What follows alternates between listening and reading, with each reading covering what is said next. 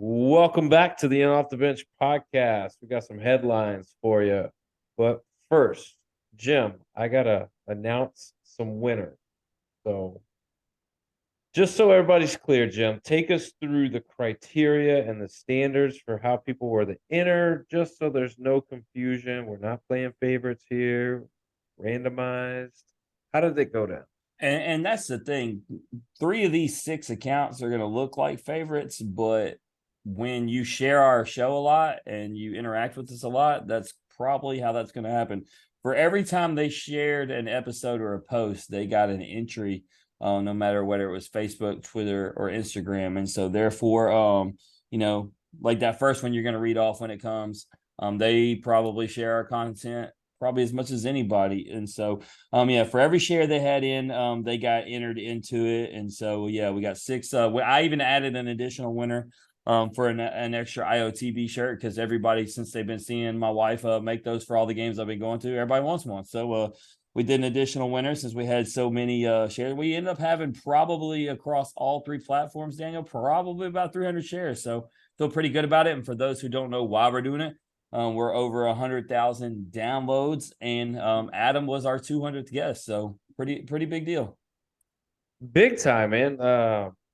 So with that, I just want to thank everybody out there for all the support, all the love, all the listens, the likes. I say it in the close all the time: likes, loves, hugs, thumbs up, all the positive stuff. We appreciate all that, even some of the negative too. But let's get to it. Without further ado, here are our winners. If I had a drum roll, I'd hit the button right now.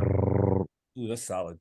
That was good. That was good. Right there on the spot. All right. So the Spitting Seeds box. The Spitting Seeds box is going to go to Sidelines Hail State. The Bellsmith, a custom bell from the Bellsmith, is going to go to Boyd Barnett. The Athletic Collection poster. The Athletic Collection poster is going to LSU Colby. The Truvy Heart and Hydration 3-pack is going to Gianna Wallace. The IOTB shirt, the sexy, the sweet, the just tight fitting. It does everything for you. The IOTB shirt's definitely tight fitting on me and Randall Hogg. You're getting you a shirt. And then we're going to throw a bonus shirt in there as well because they're just so damn fly. The last gift, the last shirt's going to go to Baseballs Jess. So shout out Jess. Yeah, shout out Jess, shout out Randall, shout out Gianna, shout out Colby, Boyd, Sidelines.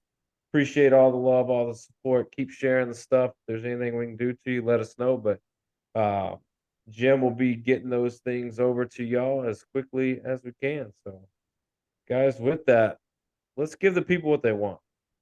And that's the big series that was this weekend, LSU, Tennessee. A lot of hype going in. I'll start with you, Randy. Did the series live up to the hype? Both of you guys had the opportunity to go. You were there for game 1. Jim was there for the whole thing, but did it live up to the hype? I think it exceeded the hype.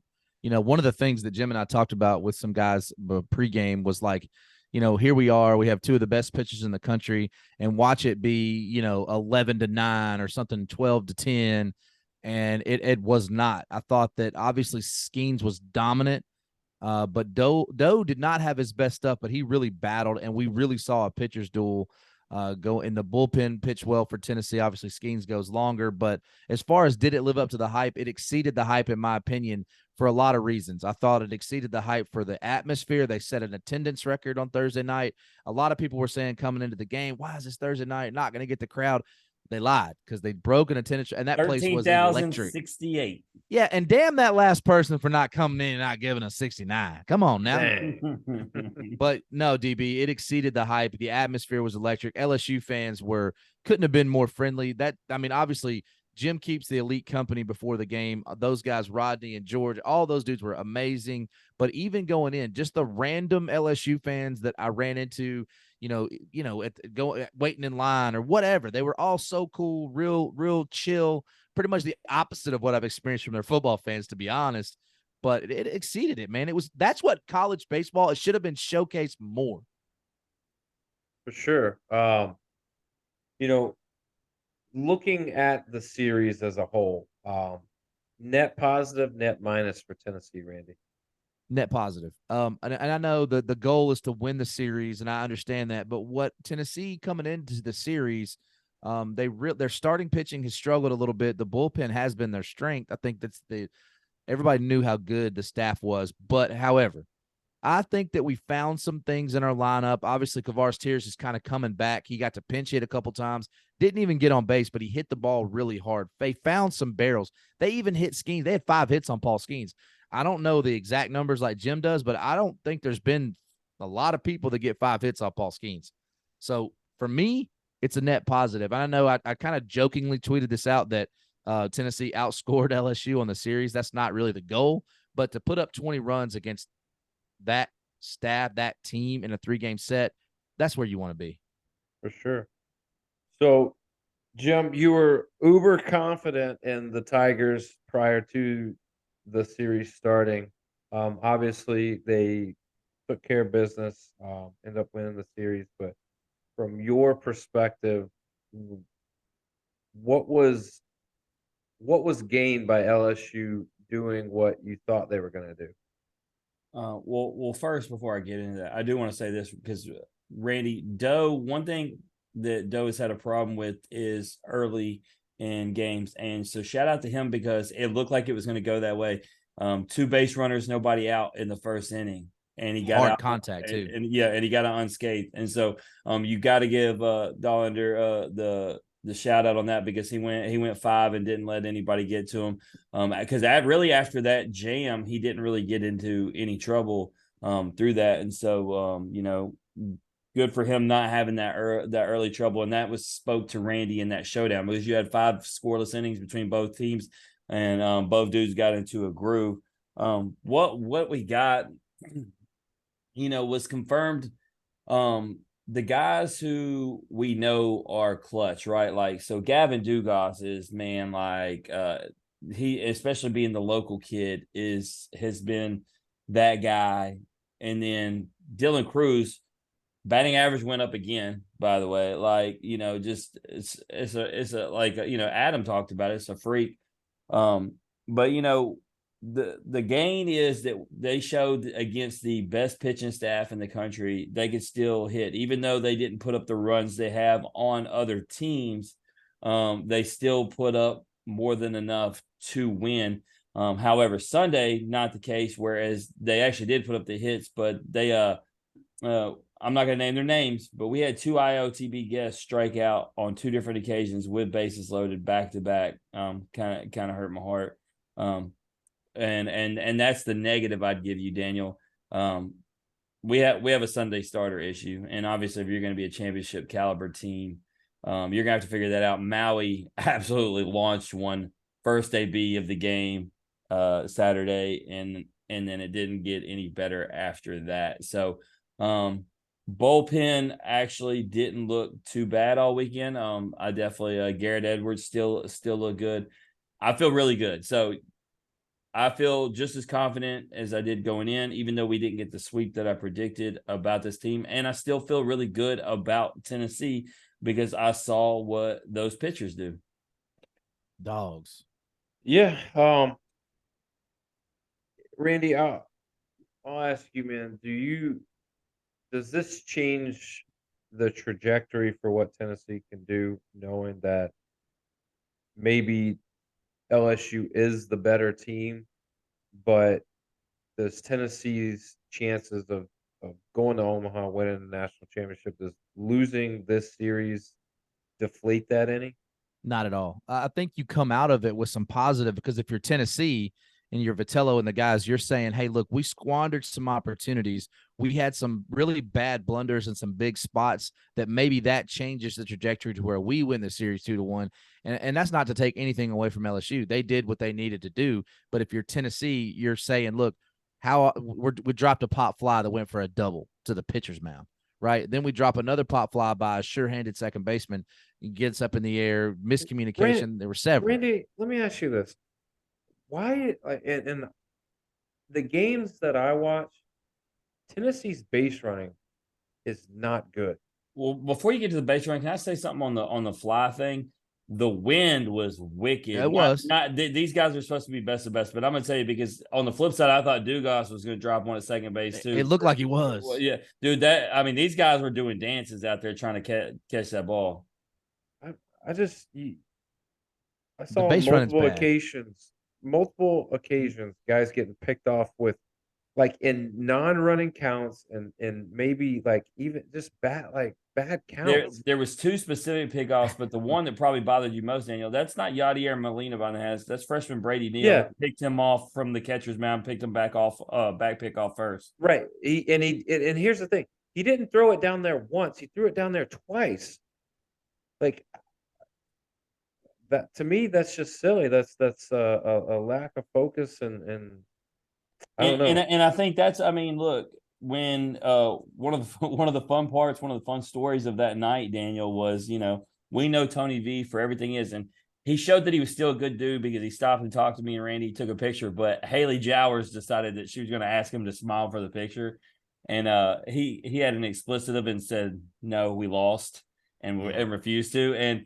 And I bring that up to say, Daniel, with the mistakes that you're talking about, that dude ain't smiling about nothing right now. Oh no, I think he knows that some opportunities were lost, and had those opportunities not be lost, I mean, I'm not saying it dictates whether you win or lose, but it surely puts you in a better position. I think it does. If you look at it, it does, especially on the Christian Moore play going to when the throw's late or whatever. I mean, that's a really tough play, but it's a play you have to make, and he knows that. He would say that. That does change everything. Right after that, the interesting dynamic is the guy who hits the bases clearing double, Jordan Thompson, who led the SEC. I don't know where he was in the nation, but he led the SEC in errors. So for a guy to unload and get some get back on a guy who took a lot of heat for all his errors last year, it was kind of poetic. Yeah, those are just plays. I'll say this. I'll say this, Randy. All right, so when we look at your upcoming schedule, right? Like, and I'm saying this for you, Daniel, long term. Here's what we learned from this weekend to kind of see where I'm going. These guys were not afraid to go into a record crowd environment and do what they do. So what I'm saying is, when you look at their schedule, their chances of being a regional host are probably very, very slim. But when you look at what their pitching just did on the road, that means they're not scared to go anywhere, to go in any environment. And so for that reason, you have to, if you're any other team, you have to fear Tennessee if they get put in your region. I think one of the things, a positive, is all year long, DB, they've been talking about, do we have three solid starting outfielders defensively? They made plays in the LSU series that I haven't seen them. They've made some diving plays, and they're great athletes and all that, but we really saw some things.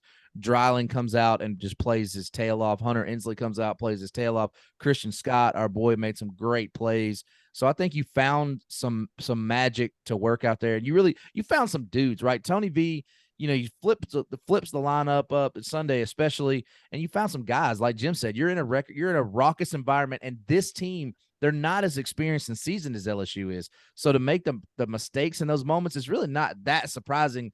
I just think people are used to seeing that, they see the Tennessee jersey and they just assume it's going to be last year's team. And you don't have Jordan Beck, and you don't have, Drew Gilbert. You don't have Evan Russell. You don't have those dudes, man. Hey, and on an IOTB guest note, I never saw the exit velo, but Zane Denton's home run left the park in a hurry.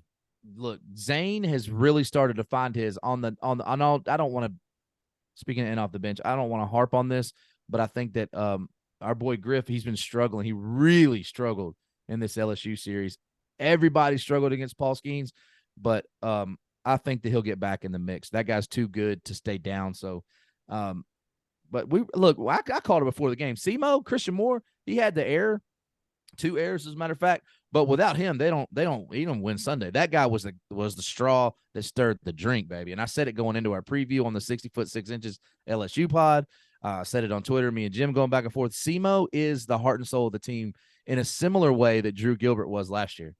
Yeah, there's a lot of good to be taken on. I mean, some negatives probably, but I think mostly good, in terms for Tennessee, knowing that they're a couple of miscues away from having the opportunity to win, the series. LSU fights and wins and beats a really good team, which is what you got to prove that you can do, especially when postseason comes. DB, I Um, got a question for you before we move on. all right. All the talk before this season, and I'm not sitting picking on Jim. A lot of LSU fans, this team, I've seen it. Like even this week, this team is better than Tennessee was last year. Can you say that if they're because Tennessee didn't lose an SEC game until they were what was in May? I mean, they went 26-3 in the SEC last year, right? It's for the reason that you hammered on going into Chris's show, and you hammered on immediately after that pitching staff LSU has doesn't resemble Tennessee's. Period. I agree. Offensively, I think the numbers, if you compared them to at the point, I think Tennessee had hit more home runs. Average was about the same, but there's no Dylan Cruz. I ain't saying that. But I think overall, a lot of the talk was it's always that. It's hyperbole, right? Well, they're better than last year's team. I don't think this team would have to go undefeated from here on out to tie.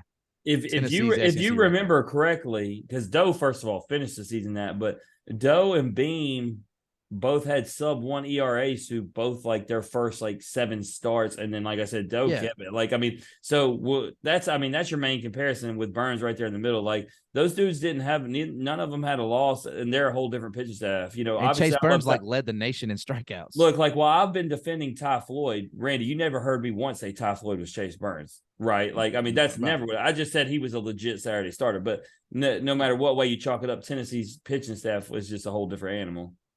So, DB, the question goes back. Do you think that you can even compare the teams? No. Hard to. Because you're looking at basically a rebranded LSU team with transfers and guys, and like that Tennessee team, not that they didn't have transfers and stuff. It's just they really didn't though. Well, they you know what year, it reminds me of more, Randy. It reminds me more of the Arkansas team the year before. Obviously, we don't have the Cops, but they weren't sweeping series and dominant. They were just winning every series, and that's all you want to do. I look, LSU will be better if they win, right? Yeah.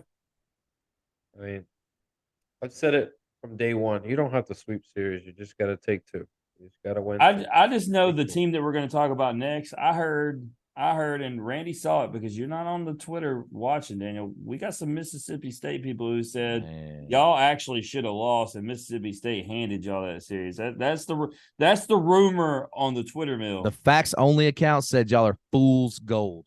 That is what was said. So get into it, Daniel. People are entitled to their own opinions, but all right. So here's the deal: you got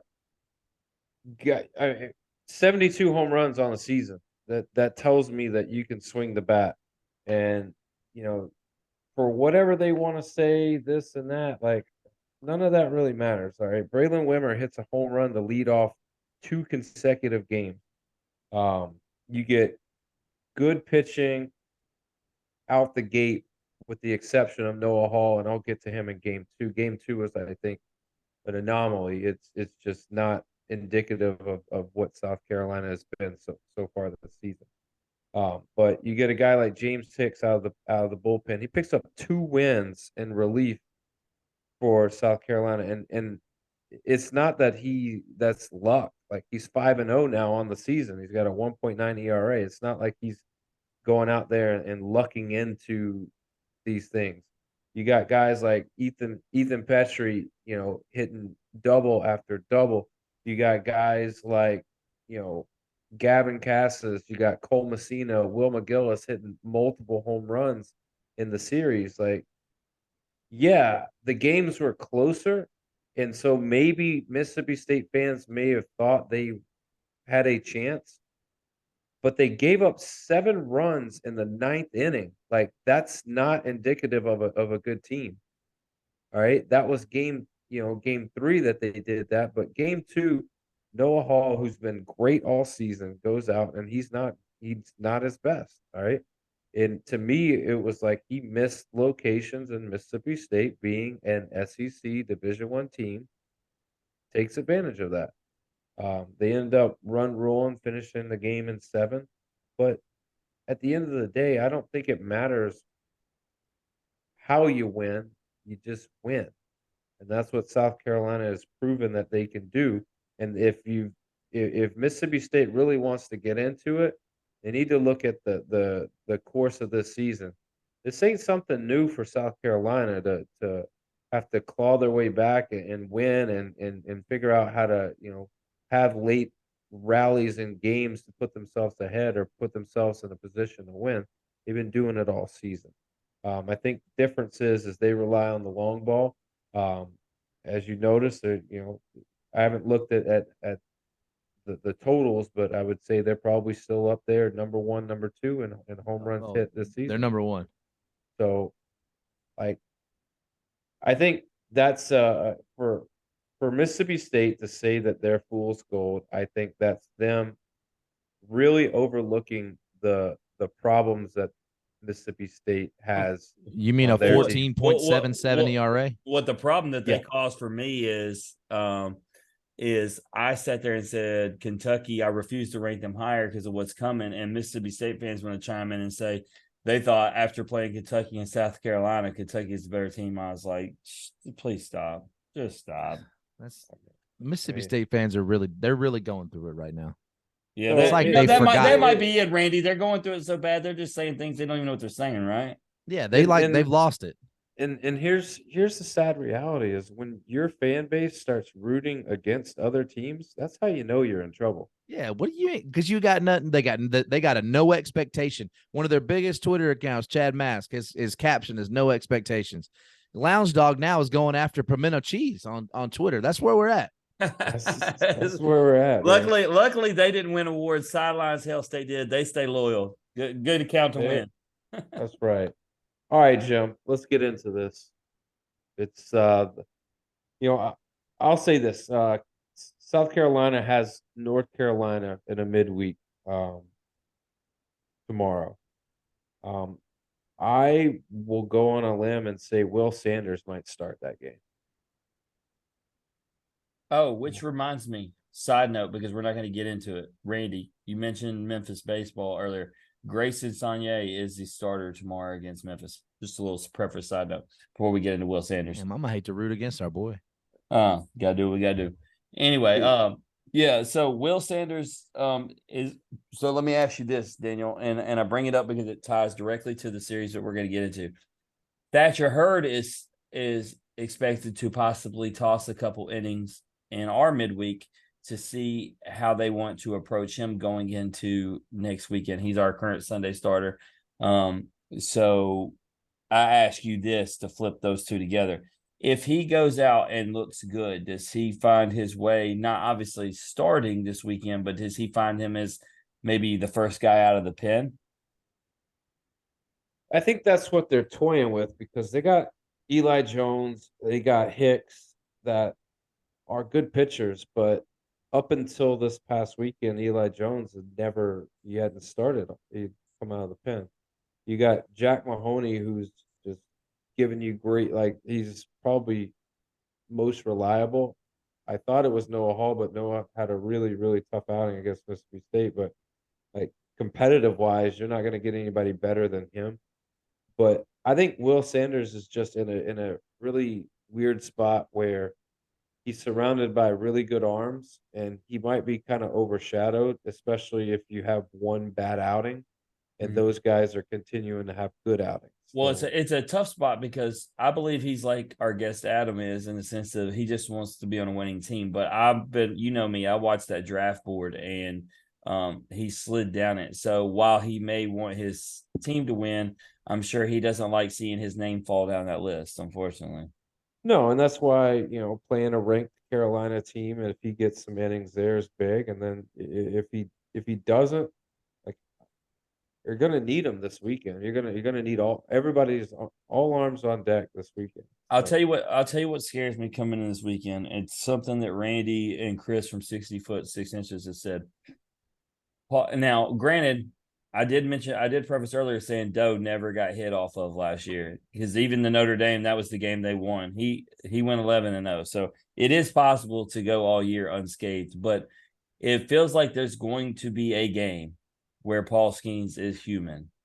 And we've had so many guests come in and talk about Founders Park and where the way the student section's set up and the way they can give the pitcher the business. And we've talked about Skeens.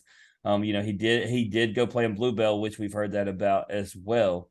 But with this lineup, which is way better to me than the Texas A&M one, with a crowd that could be electric, could this be the one that Randy and Chris said be the one that Skeens gets actually hit? I would like to say, after seeing him in person, I would like to retract what I said. I don't know that there's a college baseball team that can catch up to him consistently. Will guys do it? Tennessee did it. They had hard hits off of him. But putting that together, I'm not like because I was there, oh my God, I'm Paul Skeens fanboying. I'm saying like there is no way. Well, you brought up the pitch. It's the big deal, right? Because Daniel has had we had this talk about Landon Sims not having a changeup. Daniel one time broke it down with me and talked about how many of these guys actually don't have a good changeup. Paul Skeens has a nasty changeup on top of the 102. Bro, So, DB, you were watching the game, right? Yeah. Thursday night. Blake Burke is a really good hitter, wouldn't you say? Yes. Okay, well, he didn't Blake look Burke, like it. He made him look foolish twice. Yeah, and because he went 99.6, because Chris and I were sitting there watching the radar gun, and then you go 91 on a change. What are you supposed to do as a hitter? It's from the arm slot that it's coming at. He throwing a slider, a changeup, and a fastball, and the change in trajectory, it's unreal. Honest to God, I do not see a baseball team. The problem is you got to win multiple games in college baseball in a series, but I don't know, man.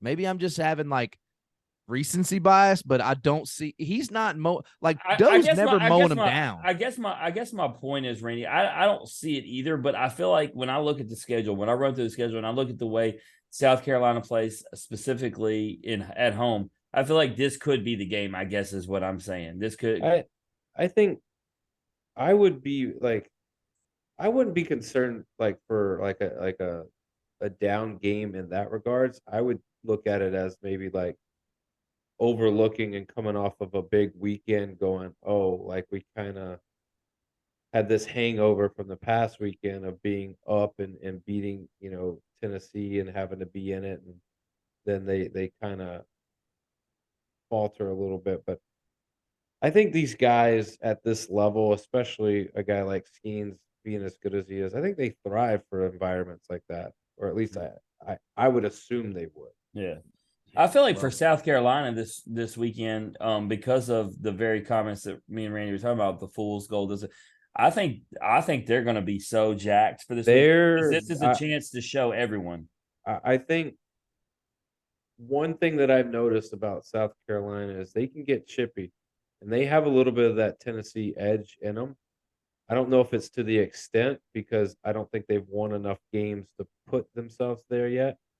But they be talking. They will be talking. Cole Messina, I guarantee you, that dude will be talking. And when speaking of talking, and I thought about it, I can't believe I didn't bring it up during the LSU Tennessee. Hey, that clip, Randy, of Jay Johnson coming and grabbing, shoving Dylan Cruz, so he doesn't get in trouble. Electric. Is epic. I loved it. I loved it, and I mean, man, it's sad that you got to do that though, right? Because they know umpires are clowns.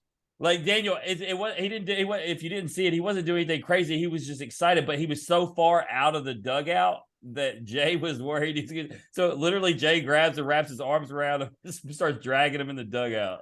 That's a big man he was trying to push in that dugout. I mean, he's an X factor. Like you can't. Hey, I got beef with Jay Johnson. Take the pin out of your hat, bruh. Stop this ridiculousness. Hey, look, let me tell you something.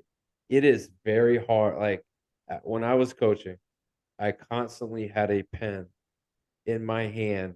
And so like the natural reaction when you're not writing is to put it in your hat. Here's the downside is when you want to go and argue stuff with the umpire, you look like a dummy. Yeah. Just looks. So you don't like stupid. this look? I got the pencil in the hat. You don't like that? That's fine. He wears his out of the back of his hat. You just like stick it long ways in the back. Yeah, it's not a good look, but it's I don't know, just natural. Um, but Randy, Tennessee, Florida, it's a big series for. Would you say it's a big series, must win for Tennessee? Oh, absolutely. Absolutely. I mean, you're 4-5 in the SEC. Florida's, they're in second, I think, in the East, right? No, Yeah. third. And you're coming home. You're at home. You're in this friendly confines. You own Florida's ass. So just continue to own them. I'm gonna tell you something that Florida's offense, I'm impressed with it. They got Cags, they're doing their thing. They got a lot of guys on that team, a lot of major league talent. Their pitching staff, to me, and I'll look. I don't think we have a lot of Gator fans, but if you are listening, I think your staff is mid. I don't think that your staff is good enough to hold up to win a series on the road in Knoxville. I told you that. I got to see Jack for the first time, Caglione for the first time against Ole Miss, and he walked 8 dudes in the first 4 innings. And Ole Miss never made him pay. But for the only performance that I got to see with my own eyes, I mean, for that guy, it wasn't impressive. Well, and you look at it this last weekend when we know Auburn can swing the sticks, right? But Auburn comes out and puts up 8 or 9 on them. Sproat in the first inning. Sproat has been electric in some games, unhittable in some games. And look, Sunday, I think that was yesterday, right? They get down a lot and they come back and win because Auburn has no pitching. If you get down 7, 8 runs to Tennessee, Katie bar the door. It's over. Ask LSU. No, not talking smack, but they got the best lineup in baseball and they couldn't overcome a 10 spot. I don't see Florida doing it. Yeah, I think what y'all first need to do, because you're talking about owning Florida's ass, because he's not out playing minor league ball. I'm telling you right now, Tennessee messes up this weekend from an atmosphere standpoint if Evan Russell ain't throwing the first pitch at one of those games. I'm just saying that right now. The Gator killer is still on the pitching staff. Camden, too cool for school. Sewell, he'll still be out there doing his thing. They labored our man. When me and Randy met Camden, my man was so red and purple because he said he literally told us, I thought I was only going to run out there for a couple. They left him out there for 4. And that guy is so good. Like his ERA probably went up this weekend. He gave up a few, but his ERA was 0.44 coming into the LSU series. Like that dude is so good, man. All right, guys, let's get to pick them. I had to put this first one. This one's fun. Because we got bottom of the barrel. Bottom of the barrel. Let me tell you this right here. I'm gonna pick this first. Mississippi State fans, I want y'all to hear this. I want y'all to hear me loud and clear. Alabama is about to bring not a broom, but a shovel. Because they're digging y'all's grave this weekend. Damn. Y'all might as well stop playing. Because after this weekend, you ain't going to have nothing to play for. Give me Bama all 3. Wow. I'm going Bama. I'm not picking a sweep, but I'm going Bama. Who you got, Joe? You want to state because one Cade Smith is back. Hey, I will say this. Cade Smith had a good outing. Legit. Past weekend. I think that at this point, I mean, I don't even want to say this, but Bama's not that bad. Like they're not that bad. But they're not. The problem is the West isn't as good as it normally is. I'll say this, Randy. Somebody said, "How can you really pick Mississippi State over Bama?" When I did my thing, and I said, "Because damn it, I picked Bama to finish last, and I'm going to stick with it. I'm riding this train, baby." The problem is Mississippi State's not the only problem. Ole Miss may be the other one causing the issue. Well, that's true. All right, Miami and Virginia. I'm going to take Virginia, the Cavaliers. Same. Who you got? They got to bounce back. That's why. That's the only reason, because Miami's actually, as much as we call them fraud, they have played really well. But I'm going to go with Virginia just because they got to be pissed off about losing Virginia Tech. For sure. Boston College, Louisville. Randy, who you got? I'm going BC, baby. I jumped on them early when they beat Tennessee in the midweek. I'm sticking with them, boys. I got to ask you, Randy, man, at this point, do we got to consider that maybe Louisville just ain't that good? I'm not ready. I'm not there yet. They're losing a lot of games. They are. I think we're seeing that. We're seeing it with Stanford too. I think you might be right. We'll see. Boston College is good. That team was picked to finish last. Like I was trying to figure out my rankings, and I was like, I'm just gonna put them like here at 17. Like I'm gonna keep them around, but they're really not impressing me in any way. I agree. Rankings, like once you get to 17 to 25, it's like a hodgepodge of like I had to send recycled Randy a teams. text. I was like, bro, you kept Iowa in the same spot, and they ended up getting rolled by Maryland. He was like, I didn't feel like he's like that's exactly what he said. He said the Yeah. shuffle at the back end was so much. He's like, I just left them where they're at. Yeah, because I kept moving and moving and moving. Then I was like, who cares? Nobody, only Jim figured out that I left Iowa there. And I don't think Iowa has many baseball fans, so they weren't mad at me. All right, Jim, who you got? Boston College or Louisville? And just to go the opposite way, I'm gonna go Louisville. I'm not being a homer here, but I'm going Boston College. I know that Randy and I have agreed on all of them so far, but This is where we split. Oklahoma State, TCU. Jim, who you got? I feel like you're going TCU. I feel like that's He's been consistent. They need this bad. They need it. They bad. did pull out the series and we got an upcoming TCU guest, so we need good content. We got Trey Richardson coming up, so I'm gonna go TCU. Who you got, Randy? I'm not going to do that. I think we're going to get good content because we're going to talk about perseverance and how you keep a steady, positive mindset. I'm going Oklahoma State. I'm going Oklahoma State too. They have been playing fantastic ball, and it's interesting, right? You can only take so much from an opening weekend, but I just remember watching them get absolutely meleeed by Arkansas after losing to Vandy and thinking this team is not going to be what everybody thinks. And then here we are. They're rolling. Florida, Tennessee. Like, is there even a point to this? Give me Tennessee. Well, Jim, if you pick Florida, boy, I'm going to let all the air out of your tires. Do you want me to do it so maybe I jinx them? No, I don't. Give me Tennessee. All right. Last but not least, LSU, South Carolina. Randy, who you got? This is a really hard one. And I think it would be easier for you to pick LSU because you just saw, like, with your own eyes. Yeah, I But would. I wouldn't hate you if you picked South Carolina. I think that eventually, I think LSU, and Jim will correct me if I'm wrong here, but I think that their schedule gets a little bit easier after, they've had kind of a murderer's row. They had the hardest time. It definitely, because they're going to end up having Ole Miss, Mississippi State, and so on and so forth. So that's why I am going to pick. I do think they're going to lose a series in the SEC because I think eventually those demons catch up with you that you don't. You got the best one in the country. You got a solid 2. You don't really have a 3, and you're still figuring out the bullpen. So if you're going to catch LSU, right now is the time to do it. So I'm picking South Carolina just because I think that they're going to be so fired up to prove that they belong, because we got haters in our mentions, Jim, saying South Carolina's garbage.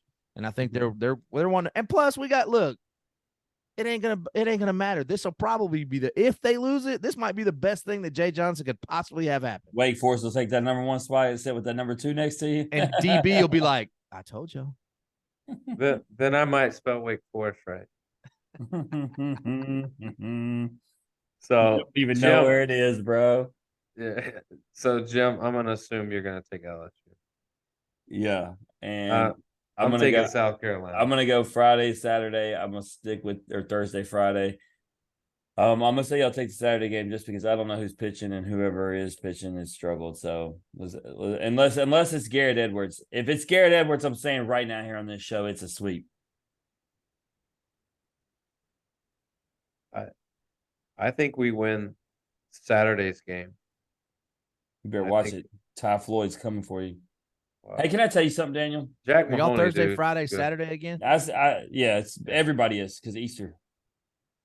All of baseball is. It's Easter, a holiday. I think Noah Hall has a bounce back game too, and he'll be game 2 starter. Daniel, we're not gonna harp on this. I'm gonna say it. It's gonna be 5 seconds. It's gonna be done. I sent y'all the message in regards to Saturday. I think this is why I hate social media. You can talk about me arguing with people, whatever. Shay Floyd, Ty Floyd's mom messaged me telling me that she is deleting her Twitter account because her own fan base says stuff about her kid. We saw this with Mississippi State. That shit just makes my stomach hurt, man. That's why you don't have to worry about that anymore. You're not in that game. You're not in the negativity game anymore. But I'm talking about for the parents because you can tell them not to read it. They're going to read about their kids. Yeah, true. But they don't need to get consumed with what dummies have to say because that's all they'll end up doing is trying to fight those kind of battles. But all right, guys, let's move to it. Last call. Randy, what you got? Yo, so obviously talked about the atmosphere at Alex Box, the pregame, everything was good. The Beloso family, they put on the good eats, everything was top notch. But we were able to meet a Drew Beam, Sunday starter for Tennessee, model kid, model character, and I've had the pleasure to meet his dad, Jason, before in Jackson. Sat next to him, actually, talked to him. He didn't remember. That's fine, but we met his mom, Kelly. But most importantly, we got to meet his sister, Carly Beam. For those that have not read the story, Carly has SMA syndrome, but she does not let that deter her or change her mindset at all. She's so positive, bubbly, smiling, laughing, doesn't know a stranger. She rolled right into the tailgate like she knew everybody, sat down, got her some food, got a to-go plate, and just talking to Kelly Beam and Jason Beam and Carly was just, it really touched my heart, man, to see. And now we kind of know, right, Jim? We kind of know why Drew's the way he is. Right. So that was awesome. Kelly took some pictures she posted about us, and she was appreciative of kind of the platform that we gave her son and just getting the story out there. So to meet the kind of the story behind our story it meant a lot, to me. Coming, what we like to call full circle. That's right. Jim, last call. What you got? I actually got a couple things. I got to throw one out there. Recent guest, Pico Gone, man. Another one, man, for Mississippi State. Tommy John. And is done for the season. So another casualty to the UCL. So prayers up to the young man that he'll get everything taken care of and he'll come back stronger than ever. Two LSU notes. This was my original around the horn. Gymnastics, baby. Daniel. Elite Eight, LSU, UCLA, Utah, Denver, Florida, Kentucky, Oklahoma, and Cal Berkeley.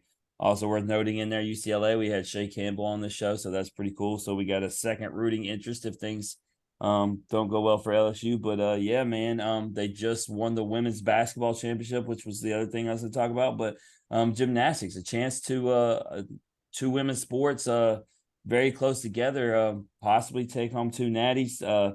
Obviously, LSU women got the championship. The two notes I wanted to make on that Saturday, I wish Randy would have been able to be there. What an awkward moment for the pitcher and hitter at the time. But 12,000 people standing up, screaming at the top of their lungs and chanting because they had just heard news that their team had made it to the championship was a pretty cool thing. And then as I'm surprised Randy didn't say so. He probably didn't because he knew I was going to. 9.9 million viewers, most watched women's college basketball game of all time. So shout out to those who are, man, growing the game of women's basketball. We always talk about growing baseball, man. Shout out just college athletics in general. So that's what I got. I would say probably in some regards, the women's tournament was more exciting than the men's 100%. 100%. Well, because you got the Steph Curry and at Iowa, you know what I'm saying? Like Clark is just unreal. And then South Carolina hadn't lost. Randy, how long was their winning streak?